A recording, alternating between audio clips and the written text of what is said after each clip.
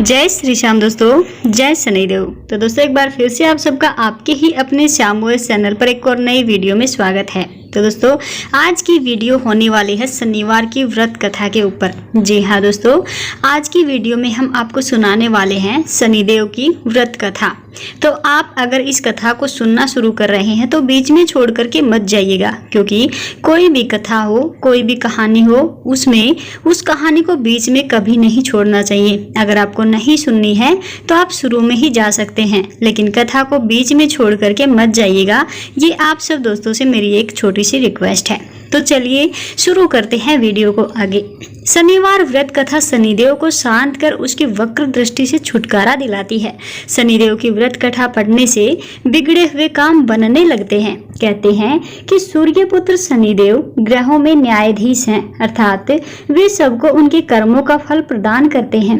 उनकी कृपा से कार्यों में सरलता पूर्वक सुपरिणाम मिलने लगते हैं और विघ्न बाधाओं से छुटकारा मिलता है।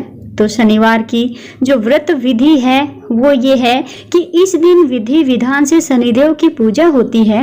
काला तिल, काला वस्त्र, तेल, उड़द आदि शनि को बहुत प्रिय है, इसीलिए इनके द्वारा शनिदेव की पूजा होनी चाहिए। शनि की दशा के नकारात्मक फल को दूर करने के लिए अथवा उनकी वक्र दृष्टि से बचने के लिए यह व्रत किया जाता है। इस दिन शनि चालीसा या शनि स्तोत्र का पाठ भी विशेष लाभदायक सिद्ध होता है। तो आइए अब शुरू करते हैं शनिदेव की व्रत कथा।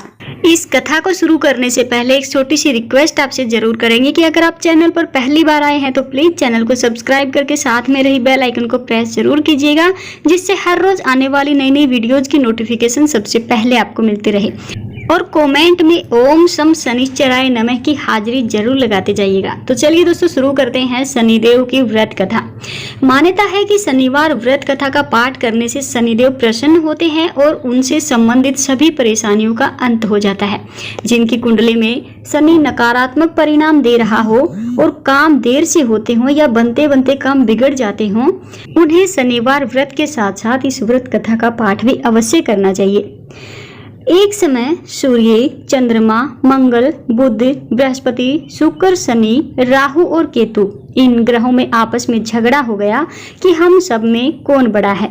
सब अपने आप को बड़ा कहते थे। जब आपस में कोई निश्चय न हो सका तो सब के सब आपस में झगड़ते हुए इंद्रदेव के पास पहुंच गए और कहने लगे कि आप सब देवताओं के राजा हो, इसलिए आप हमारा न्याय करके बतलाओ कि हम 9 ग्रहों में से सबसे बड़ा कौन है। राजा इंद्र इसका प्रश्न सुनकर घबरा गए और कहने लगे कि मुझ में इतना सामर्थ्य नहीं है कि किसी को बड़ा या छोटा बतलाऊं। मैं अपने मुख से कुछ नहीं कह सकता। हाँ, एक उपाय हो सकता है। इस समय पृथ्वी पर राजा विक्रमादित्य दूसरों के दुखों का निवारण करने वाला है, इसलिए तुम सब मिलकर उन्हीं के पास जाओ, वही तुम्हारे दुखों का निवारण करेंगे। ऐसा वचन सुनकर के सभी ग्रह देवता चलकर भूलोक में राजा विक्रमादित्य की सभा में जाकर उपस्थित हुए और अपना प्रश्न राजा के सामने रखा। राजा उनकी बात सुनकर बड़ी चिंता में पड़ गए कि मैं अपने मुख से किसको बड़ा और किसको छोटा बतलाऊं। जिसको छोटा बतलाऊंगा वही क्रोध करेगा। परंतु उनका झगड़ा निपटाने के लिए एक उपाय सोचा कि सोना, चांदी, कांसा, पीतल, सीसा, रांगा, जस्ता, अभ्रक और लोहा 9 धातुओं के 9 आसन बनवाए। अब सब आसनों को क्रम से, जैसे सोना सबसे पहले और लोहा सबसे पीछे बिछाए गए। इसके पश्चात राजा ने सूर्य जी, चंद्रमा जी आदि सब 9 ग्रहों से कहा कि आप सब अपने अपने सिंहासनों पर बैठिए। जिसका आसन सबसे आगे होगा वह सबसे बड़े और जिसका आसन सबसे छोटा होगा वो सबसे छोटा जानिए, क्योंकि लोहा सबसे पीछे था और वह था शनिदेव का आसन। इसीलिए शनिदेव ने समझ लिया कि राजा ने मुझे सबसे छोटा बना दिया है। इस पर शनिदेव को बड़ा क्रोध आया और कहा कि राजा, तू मेरे पराक्रम को नहीं जानता।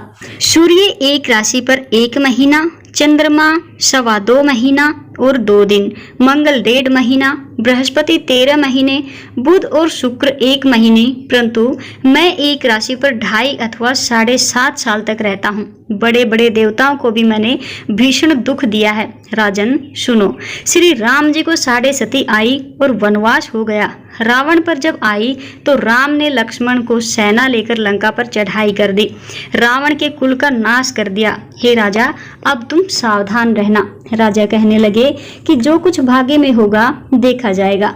उसके बाद अन्य ग्रह तो प्रसन्नता के साथ चले गए, परंतु शनिदेव बड़े क्रोध के साथ वहां से सिधारे। कुछ काल व्यतीत हो जाने पर राजा को साढ़े सती की दशा आई तो शनिदेव घोड़ों के सौदागर बनकर अनेक सुंदर घोड़ों के सहित राजा की राजधानी में आए। जब राजा ने सौदागर के आने की खबर सुनी तो अश्वपाल को अच्छे अच्छे घोड़े खरीदने की आज्ञा दी। अश्वपाल ऐसी अच्छी नस्ल के घोड़े देखकर और उनका मूल्य सुनकर चकित हो गया और तुरंत ही राजा को खबर दी। राजा उन घोड़ों को देखकर एक अच्छा सा घोड़ा चुनकर सवारी के लिए चढ़ा। राजा घोड़े की पीठ पर चढ़ते ही घोड़ा जोर से भागा। घोड़ा बहुत दूर तक एक बड़े जंगल में जाकर राजा को छोड़कर अंतर्ध्यान हो गया। इसके बाद राजा विक्रमादित्य अकेला जंगल में भटकता फिरता रहा। कुछ देर के पश्चात राजा ने भूख और प्यास से दुखी होकर भटकते भटकते एक गवाले को देखा। गवाले ने राजा को प्यास से व्याकुल देखकर पानी पिलाया। राजा की उंगली में एक अंगूठी थी, वह उसने निकालकर प्रसन्नता के साथ गवाले को दे दी और शहर की ओर चल दिए। राजा शहर में पहुंचकर एक सेठ की दुकान पर जाकर बैठ गया और अपने आप को उज्जैन का रहने वाला तथा अपना नाम वीका बतलाया। सेठ ने उसको कुलीन मनुष्य समझकर जल आदि पिलाया। भाग्यवश उस दिन सेठ की दुकान पर बिक्री बहुत अधिक हुई। तब सेठ उसको भाग्यवान पुरुष समझकर भोजन कराने के लिए अपने साथ ले गया। भोजन करते समय राजा ने आश्चर्य की बात देखी कि खूंटी पर हार लटक रहा था और वह खूंटी उस हार को निगल रही है। भोजन के पश्चात कमरे में आने पर जब सेठ को कमरे में हार न मिला तो सबने यही निश्चय किया कि सिवाय वीका के कोई और इस कमरे में नहीं है, अतः अवश्य ही उसी ने हार चोरी किया है। परंतु वीका ने हार लेने से मना कर दिया कि मैंने आपका हार नहीं लिया है। इस पर 5-7 आदमी इकट्ठे होकर उसको फौजदार के पास लाए। फौजदार ने उसको राजा के सामने उपस्थित किया और कहा कि आदमी तो भला प्रतीत होता है, चोर मालूम नहीं होता, परंतु सेठ का कहना है कि इसके सिवाय घर में कोई और आया ही नहीं, अवश्य ही इसी ने चोरी की है। तब राजा ने आज्ञा दी कि इसके हाथ पैर काटकर चौरंगिया किया जाए। राजा की आज्ञा का तुरंत पालन किया गया और वीका के हाथ पैर काट दिए गए। इस प्रकार कुछ काल व्यतीत होने पर एक तेली उसको अपने घर ले गया और कोलू पर उसको बिठा दिया। वीका उस पर बैठा हुआ जबान से बैल हाँकता। शनि की दशा समाप्त हो गई और एक रात को वर्षा ऋतु के समय वह मल्हार राग गाने लगा। गाना सुनकर उस शहर के राजा की कन्या उस पर मोहित हो गई और दासी को खबर लाने के लिए भेजा कि शहर में कौन गा रहा है।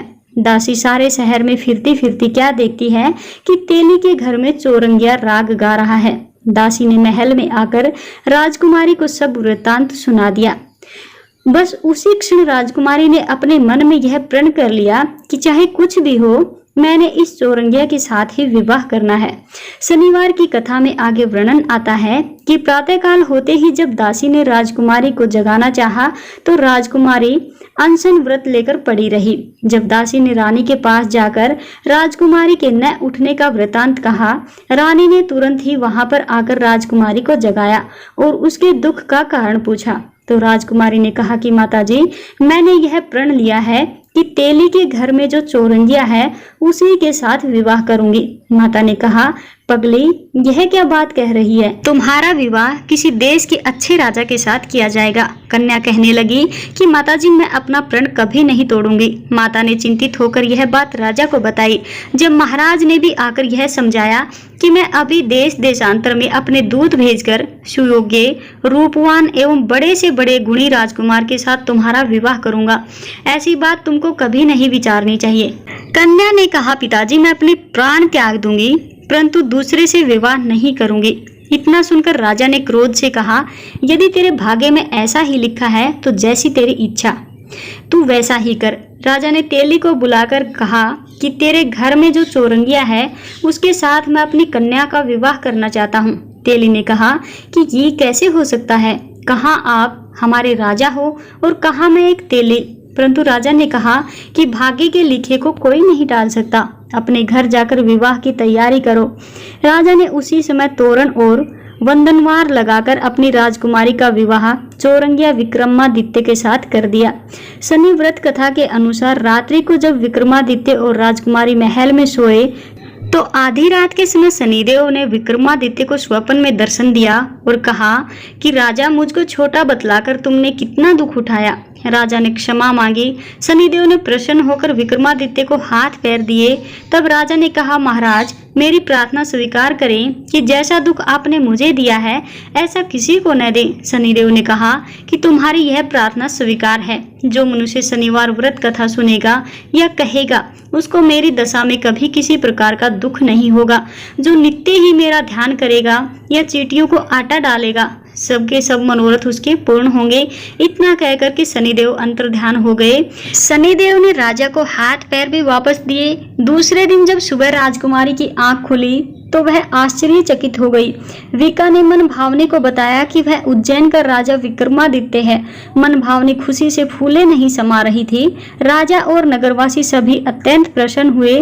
सेठ ने जब यह सुना तो वह पैरों में गिरकर क्षमा मांगने लगा। राजा ने कहा कि यह सब शनिदेव का कोप का प्रभाव था और इसमें किसी का कोई दोष नहीं है। सेठ ने निवेदन करते हुए कहा कि मुझे शांति तभी मिलेगी जब आप मेरे घर चलकर भोजन करेंगे।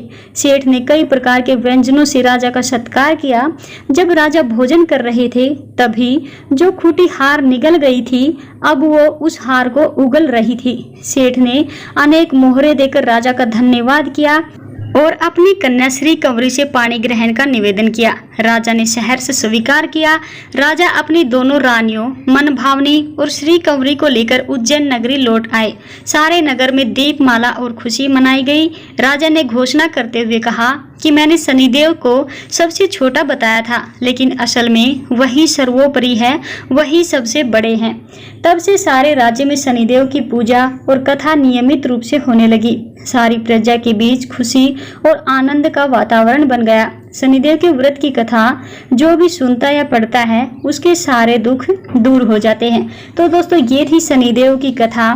जो भी मनुष्य इस कथा को सुनता अथवा पढ़ता है उसके सारे दुख दूर हो जाते हैं। साढ़े सती उसकी दूर हो जाती है। साढ़े सती में उसको कोई भी कष्ट नहीं होता है।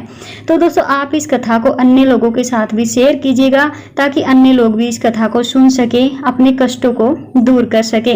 तो दोस्तों, कमेंट में एक बार फिर से कह रहे हैं कि ओम शम शनिश्चराय की हाजिरी जरूर लगाते जाइएगा। चैनल पर अगर पहली बार आए हैं तो चैनल को सब्सक्राइब जरूर करते जाइएगा। तो दोस्तों, आज की वीडियो में बस इतना ही। मिलते हैं आपसे कल एक और नई वीडियो में नए उपाय, नई कथा, नई जानकारी के साथ। तब तक के लिए सभी दोस्तों को जय श्री श्याम, जय शनिदेव।